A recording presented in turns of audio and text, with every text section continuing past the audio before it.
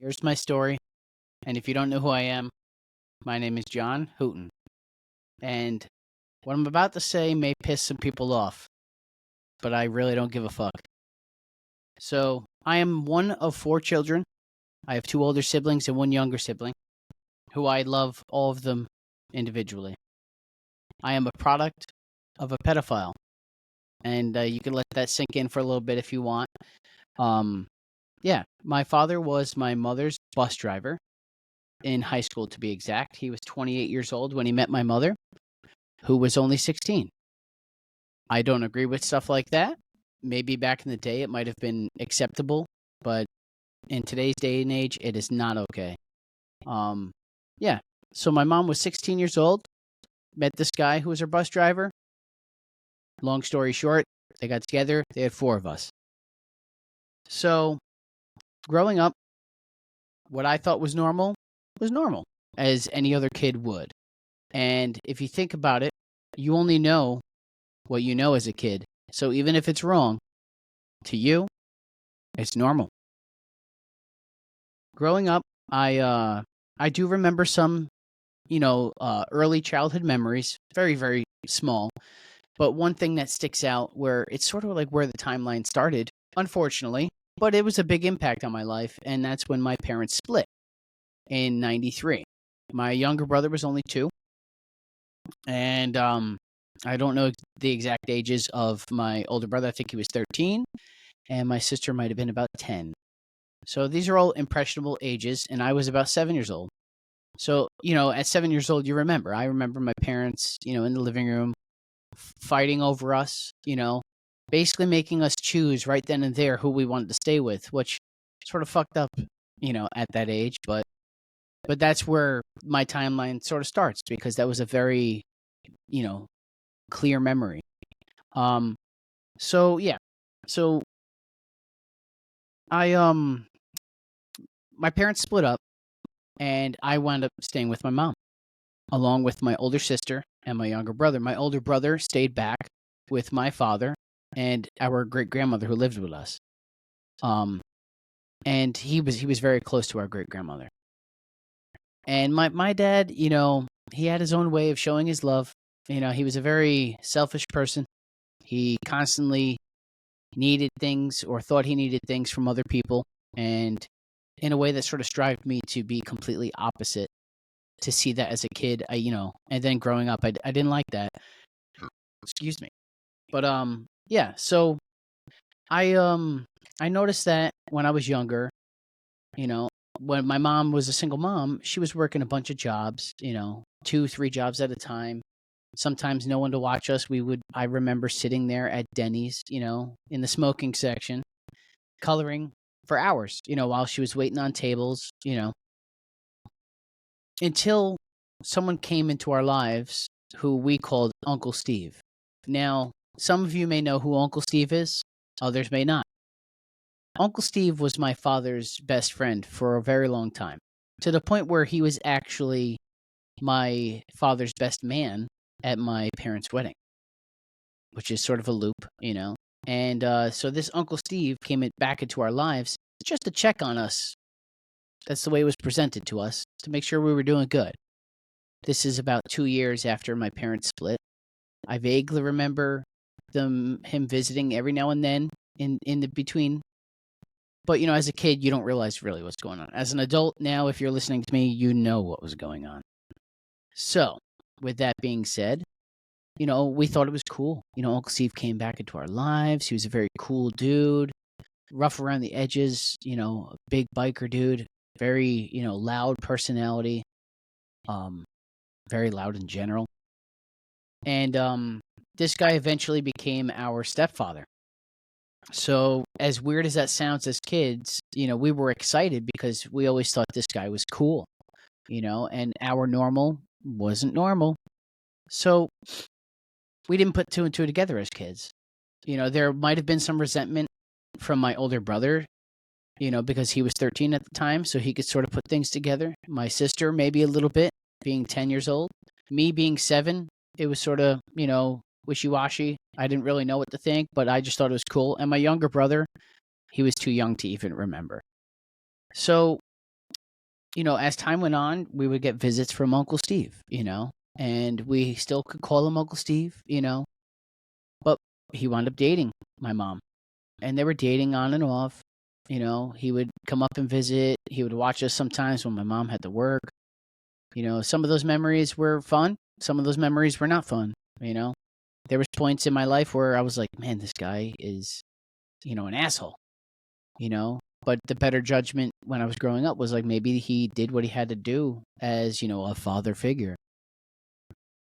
But yeah, so this guy was in our life, and we wound up getting a house in Wappagers, and everything seemed fine. We finally had our own rooms. We had our own beds. Before we were sharing everything, which isn't, bad. But, as a kid, why wouldn't you want your own room? Why wouldn't you want your own bed, So, everything seemed fine. He seemed to shower us with, things which could be misconstrued as love, but he used to shower us with things every now and then. But it all took a turn, with time. And so, yeah, we moved into this house, and I think it was about maybe a year later in, I think, 99. My parent, they actually got married, my stepfather and my mom, and he became our stepfather. So Uncle Steve became our stepfather. As fucked up as that sounds, that is not normal. But, we weren't really comfortable with calling him dad to a point, but, my younger brother had no clue difference, because we were still getting visits from our father. So, we moved into this house, which started out great, we each had our own little chores and here and there. Fast forward a little bit. I started to notice when we were going over our dad's house for a visit, we would always come home to like the third degree. Each side would try to play each other, ask questions, interrogate, manipulate. I won't mention any specific names, but, there were certain people on both sides of the family that would always, seem to want to pry for more information. And as kids, sometimes you see it, sometimes you don't. Or sometimes you just tell them what you want to hear or what they want to hear just so you could get what you want. That's just how it is, especially in broken homes. If you could play both sides against each other to get what you want, which unfortunately does happen, it's not the right thing to do, but it does happen, So it's hard to decipher. Especially as an adult, you shouldn't be, questioning kids like that, unless they bring something up or if you notice that something's off. Then you could, ask questions in a different way, not like grilling them. But yeah, so I did notice that with time, the questions became more and more and more. And eventually, I just got tired of it. My younger brother that lived with us got tired of it. My older sister, I would assume, got tired of it. So, and then, my father wound up, he was in really bad health. He's always been in bad health. Car accidents like you wouldn't believe. I've never known of anybody getting into that many car accidents as my father did. Or in trouble, anyways, as my father did. My father was down the wrong path. He was going down the wrong path. I don't think he had any type of good guidance that he was willing to listen to. He always needed something from somebody, always wanted something from somebody. Anytime he would call family members, and even as a kid, you could notice that they didn't want to answer the phone. They didn't want to deal with my father because they knew that he was just trying to get something from them. And that's the truth. We all have those people in our lives. And that's something that, you could either come to terms with and figure out how to deal with that relationship, or just ignore it and pretend like everything's fine, or just be a victim. Just be a victim of their manipulation. I chose not to. Later in life, but with people like my father, because my father actually passed away when I was 17. And my younger brother was about 12 or 13, and so forth. You could do the math with the other siblings. So we all experienced his death in different ways, and we actually all remember him in different ways, which is very strange too. We each had our own relationship with our father before he passed. Some of it good, some of it bad. Our older brother stayed with our father, so he had a lot more experience dealing with our father as a person and being able to see him as a person. So, and being, younger like that, my dad, he had his own relationship with me. I do remember some good memories. He'd wake me up early in the morning. We would watch History Channel special. He would let me drink coffee at like, you know, 11, 12 years old, which is probably not smart as an adult or as a parent, but I thought it was cool. I've been drinking coffee for well over 20 years, 20 something years now, and it's an addiction for sure. Makes us American. But yeah, so we each have our own relationship with our father. And unfortunately my younger brother, when my father passed, he didn't really remember too much of him because it was just weekend visits since he was young, since he was 3, it was just weekend visits. So he knew part-time dad. Not necessarily a little bit of a full-time dad. Even when our dad was in our picture, he was a very old school guy. I do vaguely remember back in the day when we were all together as a family for the short time that I remember. Dinner would be done. Sometimes he would cook, sometimes he wouldn't, but he would have a different dinner than us. I do remember that. And he would always sit down first and eat dinner, and then we would eat after, which, doesn't make sense to me.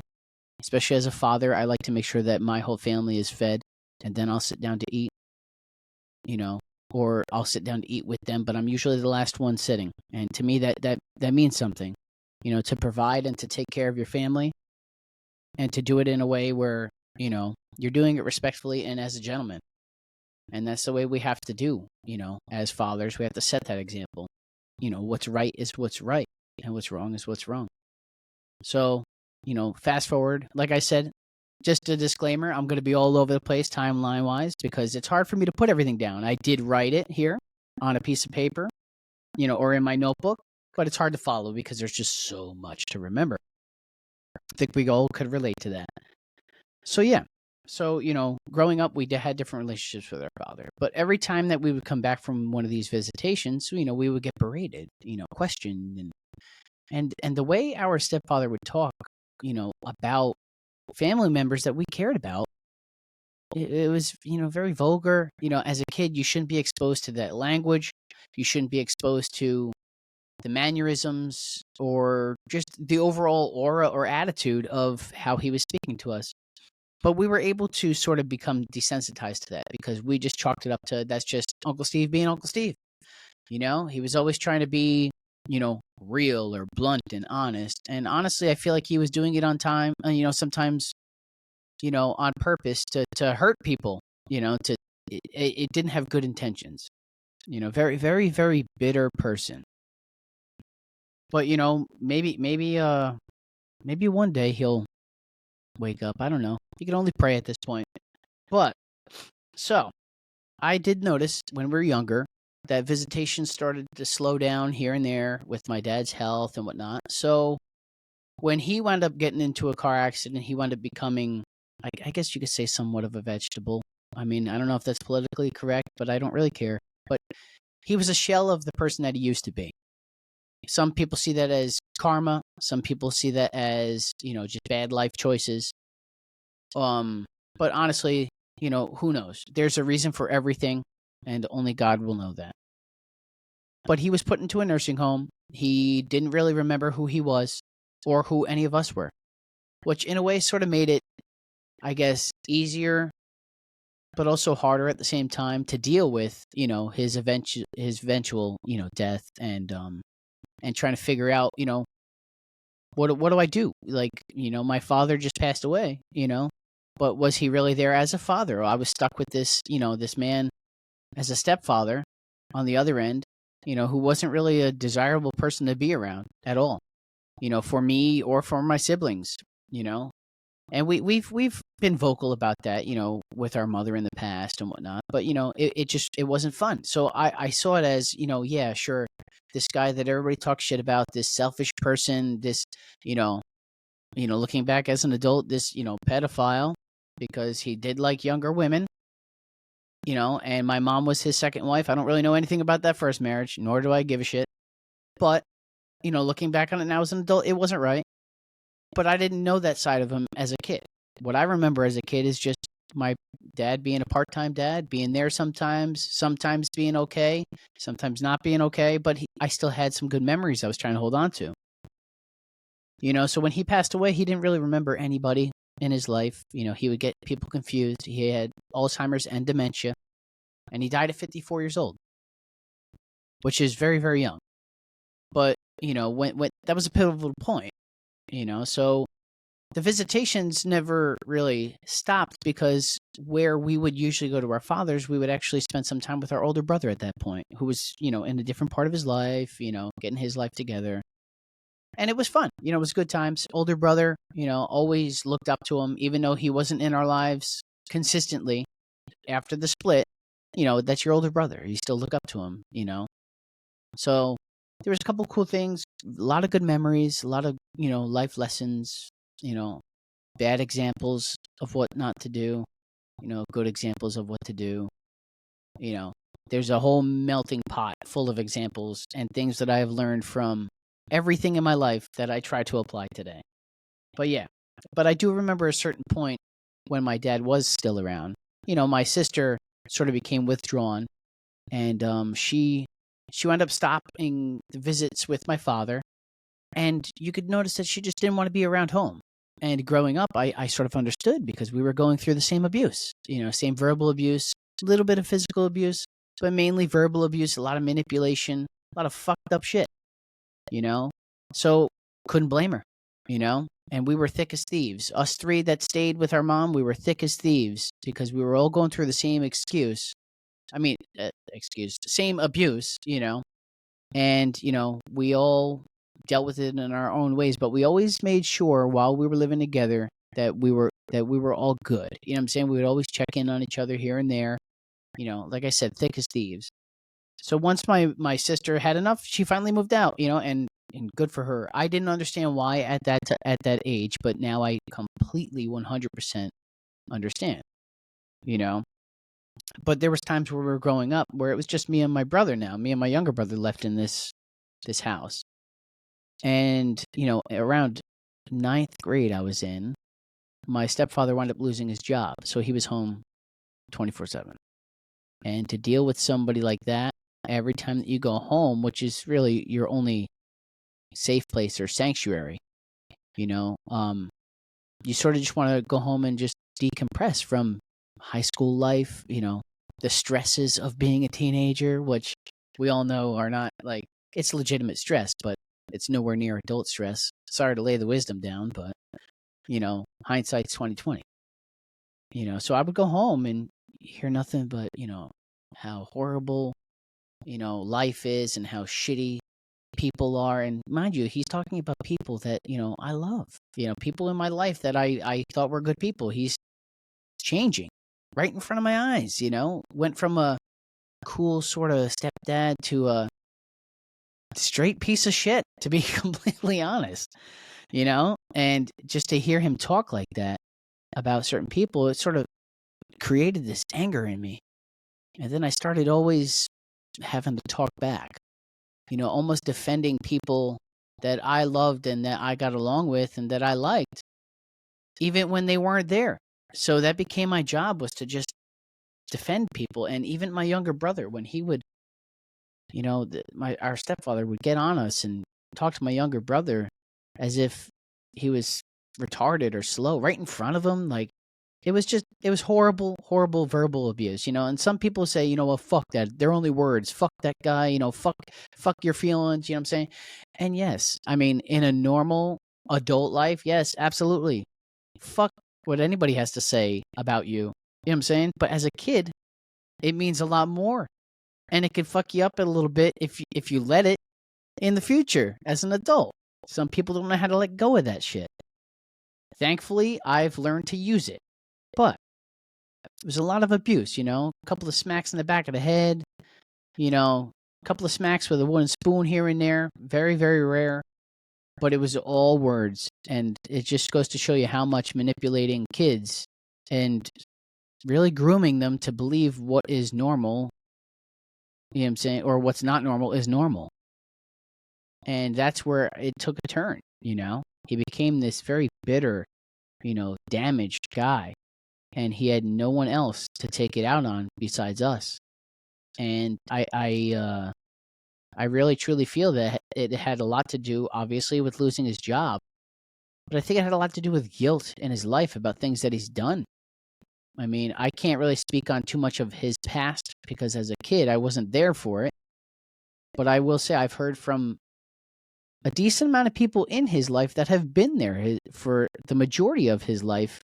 And I've heard some fucked up shit too. But, it's only rumors, and I'm not here to gossip. I'm here to tell you what I've been through, and maybe it will help you.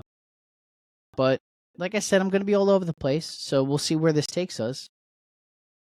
But, I would sit there on the couch, and he's across the couch from me on his laptop 24/7, playing with AOL when AOL was a thing, the internet, which was brand new at that time, and talk about someone who believes in anything he sees on the internet.